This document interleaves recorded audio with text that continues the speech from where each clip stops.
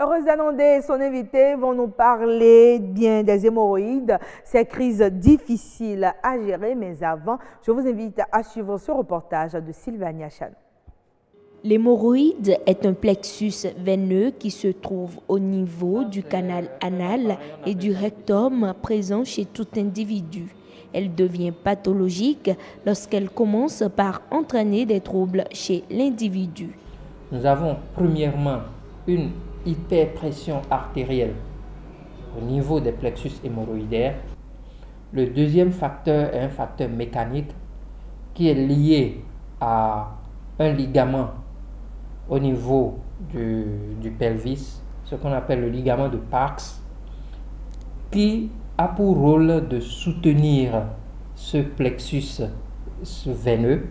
Il existe deux grands groupes d'hémorroïdes qui dérivent de la distribution du plexus hémorroïdaire, d'où les hémorroïdes internes et celles externes. Les différentes recherches scientifiques effectuées permettent de dégager certains facteurs qui favorisent le mal. Au nombre de ces facteurs, nous avons l'hérédité.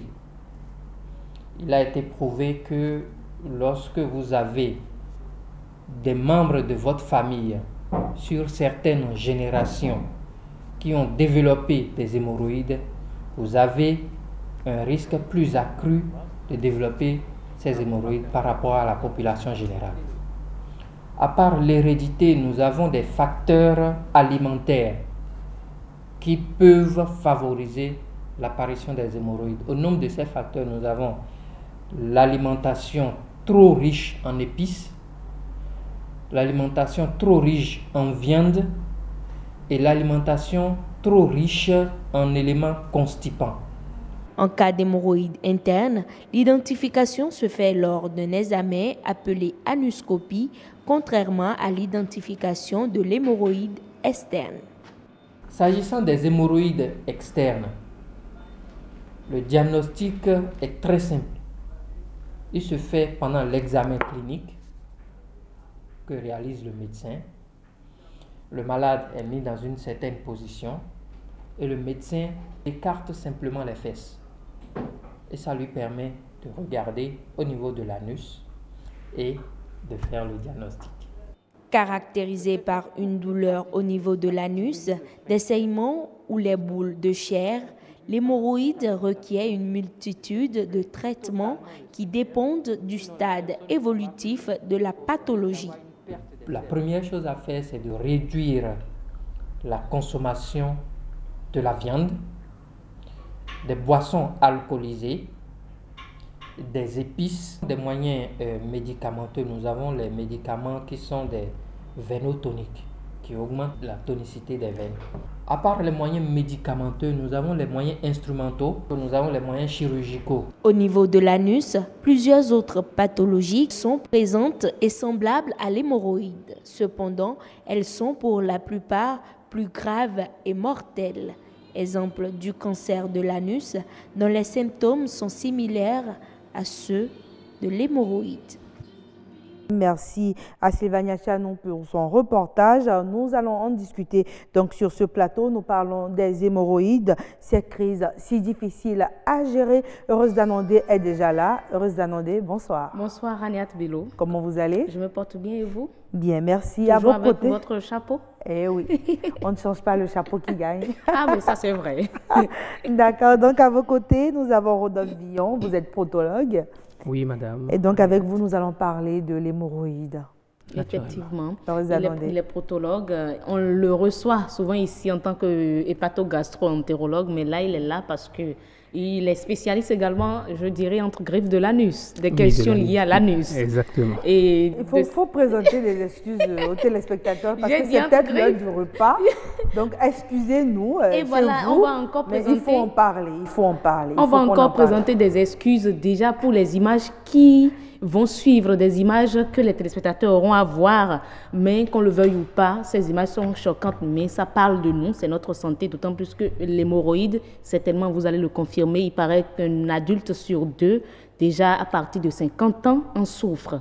À Donc, partir de 50 ans. À partir de 50 Et ceux qui ans, commencent plus tôt, c'est quoi le voilà, problème? si c'est une anomalie, je ne saurais le dire, mais On le en médecin parlera. est là pour nous donner toutes les Mais précisions. je crois que l'avantage que ce soit à l'heure du repas, c'est qu'il y a des aliments qui sont contre-indiqués quand on souffre d'hémorroïdes. Naturellement. Donc, s'ils sont en train de manger le mauvais aliment, ils n'auront qu'à déposer la fourchette. Non. Mais on ne va pas parler du traitement aujourd'hui.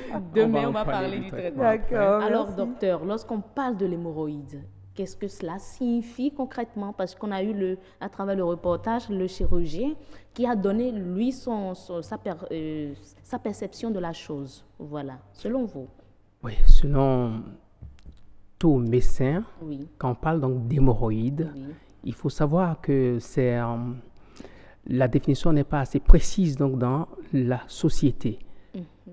Et là, parce que tout sujet sain a des hémorroïdes. Tout sujet sain, C'est tout le monde. un peu comme l'appendicite. C'est un comme peu comme l'appendice. l'appendice. L'appendice, voilà, c'est le mal, l'appendicite. Maintenant, Voilà. s'il naît donc s'il y a une anomalie et qu'on ne lui retrouve pas donc l'appendice, donc ça fait autre problème. Mais tout sujet sain a des hémorroïdes. Et ça, les hémorroïdes sont donc des plexus veineux disponibles anatomiquement chez tout le monde et au niveau donc du canal anal. D'accord. On parle maintenant, en fait, ce que disent les patients ou bien donc les personnes habituellement pour dire dès qu'il y a une manifestation donc au niveau de la marge anale, ils en prennent pour une poussée ou bien une crise hémorroïdaire. Tout n'est pas crise hémorroïdaire, mais la maladie, on parle aujourd'hui donc de la maladie hémorroïdaire et cette maladie hémorroïdaire est liée bien sûr au plexus veineux hémorroïdaire. Donc, ce sont ces mêmes plexus. Vous allez essayer de nous éparer exactement. un peu des termes techniques, soyez beaucoup plus terre à terre. Très bien. Quand on parle de plexus veineux hémorroïdaire, c'est un réseau de veines au fait. On va nous aider peut-être, le réalisateur va nous aider avec quelques images que vous allez essayer de décrire, des schémas. Donc, c'est un réseau au fait. Là, sur ce schéma, on voit tout de suite dessiner la lésion un peu turgescente au milieu et un peu à gauche. Oui. Là, ce sont donc on parlera là de maladies hémorroïdaires internes, ce qui est plus haut. Ce qui est un peu rouge aussi en bas et à droite, là, c'est une maladie hémorroïdaire. Maintenant, c'est passé donc à gauche, c'est une maladie hémorroïdaire externe, ce qui est en bas. Voilà, c'est même plus précis sur les images cette image cette fois-ci. Et là, au fait, toute personne qui parle donc d'hémorroïdes, au fait, il ne faut pas parler donc d'hémorroïdes. Si c'est bien confirmé. On peut parler de crise hémorroïdaire. Oui, on peut parler de crise hémorroïdaire, mais ce qui est recommandé actuellement, c'est de la maladie hémorroïdaire parce que quand on dit hémorroïde tout court, nous avons tous donc des plexus veineux appelés donc les hémorroïdes. L'hémorroïde déjà, ce n'est pas la maladie. C'est pas la maladie, c'est ça. Il faut faire la part. Quand est-ce que la crise, la maladie se manifeste? Quand est-ce qu'on parle de la maladie? Voilà. Très bien. On parle donc de la maladie quand ces plexus hémorroïdaires disponibles et présents chez tout le monde présentent donc une anomalie. Soit donc ces plexus, c'est un réseau de veines qui peut être un peu plus dilaté, ou bien ça fait mal en rapport avec donc des troubles de circulation, ou bien ça saigne. D'accord. Qu'est-ce qui les amène à saigner au fait? Au fait, ça saigne si, avant que ça ne saigne, il faut que déjà qu'il y ait certaines donc, dilatations, il y ait certains donc, troubles donc, de la circulation sanguine à l'intérieur donc, des capillaires de cette zone, des capillaires donc, de ces plexus hémorroïdaires. Quand il y a ces troubles, ça peut conduire à une fragilation donc, de ces veines et ça peut saigner. Ou bien ça peut conduire à la formation donc, de dépôts de caillots appelés thromboses. D'accord. Mais est-ce que c'est à force de pousser? Je me demande heureuse. Parce que souvent, dans l'opinion publique, c'est à force de pousser qu'on développe cette maladie hémorroïdaire. Mais on pousse tous à un moment ou à un autre. Très bien. Ça, c'est une très bonne question. Vous savez, c'est que c'est là, on rentre donc dans les facteurs favorisant. Donc, une maladie hémorroïdaire. On a tous donc des plexus hémorroïdaires, on a tous donc des hémorroïdes, mais il faut que ces facteurs viennent donc les déclencher, viennent les mettre donc dans des situations où ils ne sont pas donc dans les normes qu'il faut. Quels sont ces facteurs? Et ces facteurs, nous avons donc les facteurs, d'abord donc les troubles liés donc au transit, tels que donc la constipation, c'est que tu y vas à la selle, mais là tu constates que donc les selles sont dures. Surtout, c'est une constitution donc terminale, les selles sont dures et il faut mener beaucoup d'efforts pour ressortir donc ces selles. Là, il y a déjà donc un effet mécanique, un effet, donc un jeu qui se passe sur, parce que c'est une région anale, une force sur cette région anale où se situent les plexus.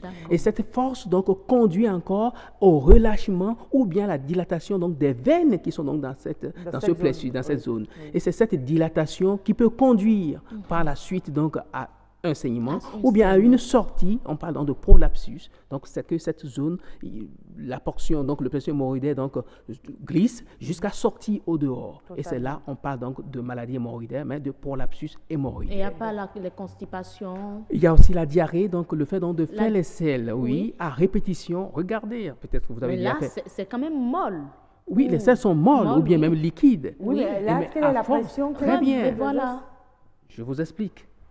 Le fait, donc le passage répété donc, de ces selles molles ou bien de ces selles liquides irrite le canal. D'accord, une irritation. Et cette irritation va conduire aussi donc, à la fragilisation donc, des veines des plexus donc, hémorroïdaires. D'accord. Je crois que c'est à ce niveau, je comprends vos statistiques. Hein.